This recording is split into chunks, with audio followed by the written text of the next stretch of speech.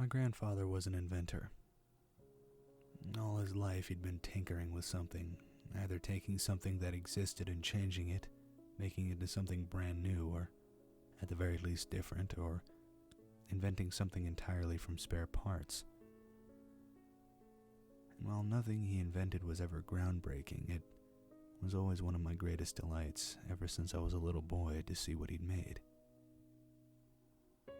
Childhood visits to his home would always begin or end with me sitting on the couch, a look of absolute fascination on my tiny face as he showed off whatever gadget he'd put together in his workshop this time around. It was like having my own personal Santa who worked all year round to fill my 8-year-old mind with wonder and glee.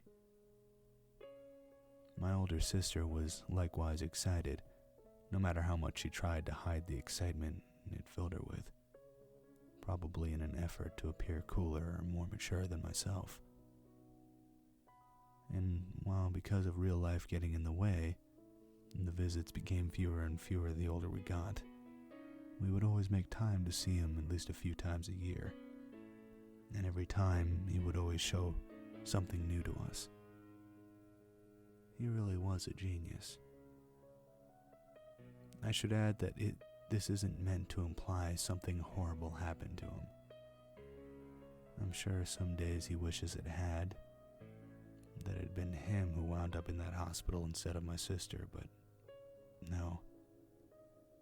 He went in his sleep, and I hope that his passing was a peaceful one. Even all these years later, I can't bring myself to be angry about what happened. I can't bring myself to hate him. He had no idea what would happen, no clue how things would pan out. He knew something was wrong, yes, but he wasn't some doddering old fool. He knew the first time he looked through them that something was wrong, but he thought it was something only a little odd. Something unsettling and curious perhaps, but not anything dangerous. Not anything that would harm anyone. I think deep down he just wanted to know that he wasn't crazy. He wanted to be sure that he wasn't seeing things, and who can blame him? There were 3 of us that year. Myself, my girlfriend Justine, and my sister Joan. We were both used to our grandfather being bursting with energy to show us whatever he'd put together. So his oddly subdued mood when he came to the door to greet us came as a bit of a surprise. I was a little bit disappointed in the fact, as I had been hoping Justine would get to share in the experience of having a new invention demonstrated before our awestruck eyes. We'd only started dating that year, so it would be the first chance she got to see the kind of things I'd been telling her about. The day passed pleasantly enough as we chatted. We enjoyed lunch and watched the television together. I think it was Joan who asked him finally if he had anything special to show us today. We knew that he'd been working on something as well. This was the first time we'd seen him in a while.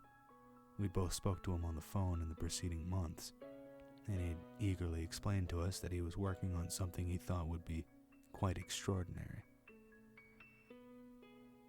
I still couldn't tell you how he made them, nor would I if I could. Nor could I tell you what his original idea for these oddly colored circles of glass had been before that fateful day he'd looked through them and seen what he'd seen.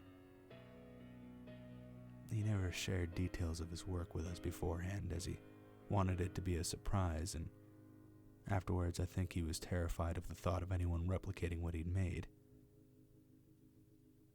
All I know is that when Joan pressed him to reveal his latest invention, he looked nervous in a way I'd never seen him before. He looked as if he was deeply troubled by something. He hesitated before speaking, as if not sure he would say anything at all, before explaining to us that the nature of what he was working on had changed after an unusual event, and that he wasn't sure if it would be a good idea to show us the end result. Now, we may have grown since the days when we could perch on his knee, but Whether someone is 2 years old or in their 20s, the surest way to make them want something all the more is to tell them that they can't have it. So his reluctance, which at the time I'm sure we both thought was feigned to heighten the suspense before the unveiling, just made both of us want to see his invention even more. With a little persuading, he agreed and left to fetch it. He came back a few moments later with what appeared to be a pair of glasses, with one big difference. The lenses were like no glass we'd ever seen before. I can't even describe the color of it without resorting to words like reddish or greeny, as they didn't seem to be exactly any one color that we have a name for.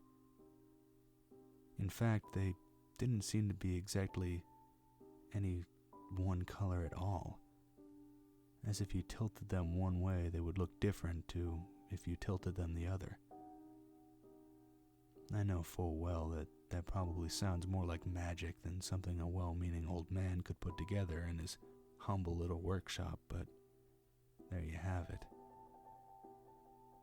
Joan asked what they did, and our grandfather paused for a few moments, as if not quite sure how to answer. In the end, he told us that we really had to put them on for ourselves, as he was certain neither of us would believe him if he told us. Joan wanted to put them on first, but as she lifted them off the table, he reached out and grabbed her hand. He cautioned her that it might be startling at first, but that she wasn't in any danger and that if she got frightened, she could just take them off. He warned her that what she was about to see may not make any more sense to her than it did to him, but that we were all there and that she was safe. I could tell Joan was a little frightened. She was always lousy at hiding how she felt from people, and even I was feeling a bit unsettled by our grandfather being so uncharacteristically ominous about the whole thing. Joan slipped the glasses on and we waited. She gasped, and then the next few moments she looked puzzled more than anything. Her lips moved wordlessly, and I thought I caught a "No, that's not right" under her breath as she seemed to look around at something none of us could see. And then she began screaming. I don't know if you've ever heard someone scream in horror in real life. I can promise you this: it is not like in the movies. The movies do not convey the awful sound of someone you love screaming their lungs out, making a noise more like an animal than a human being.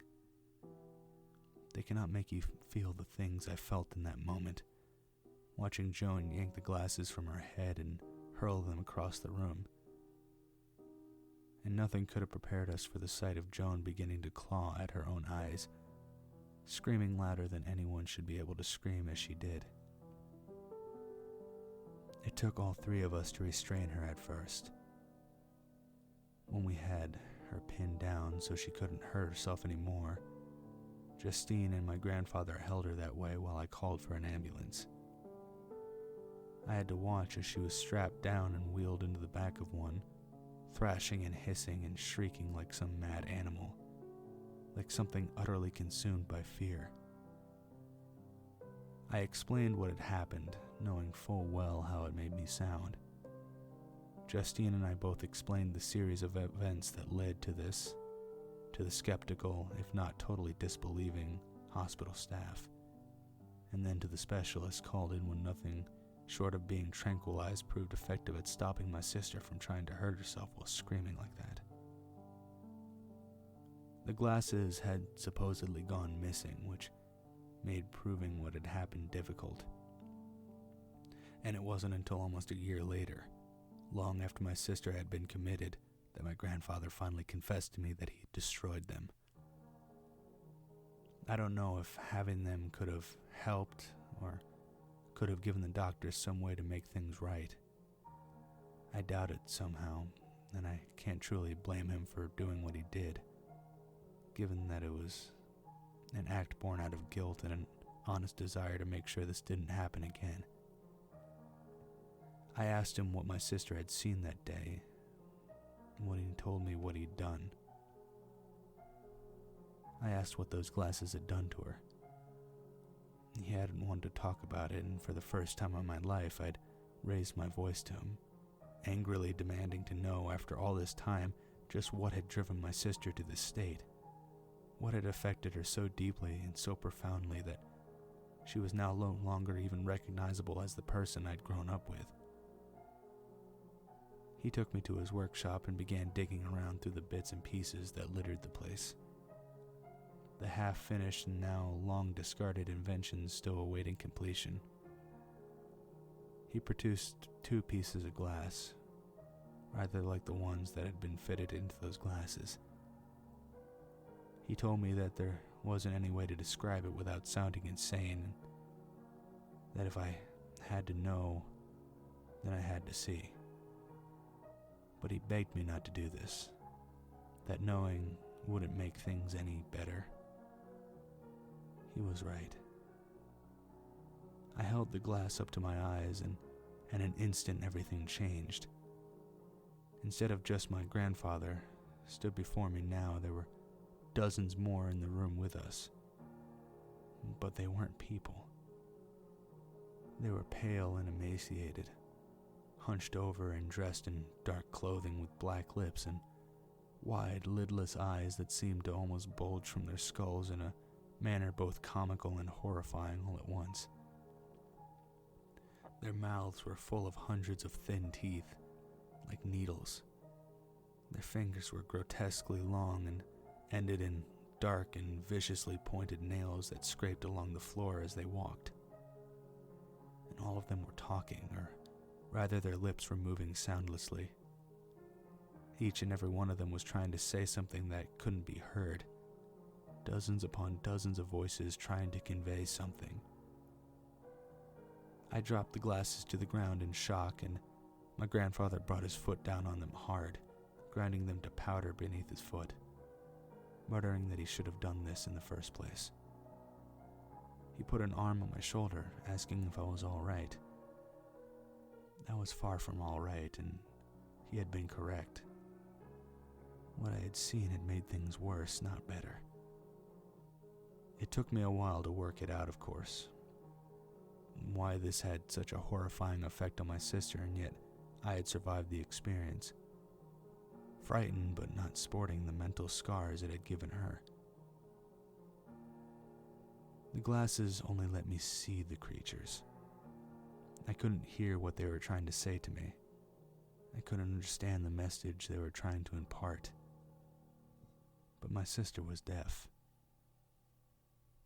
She could read their lips.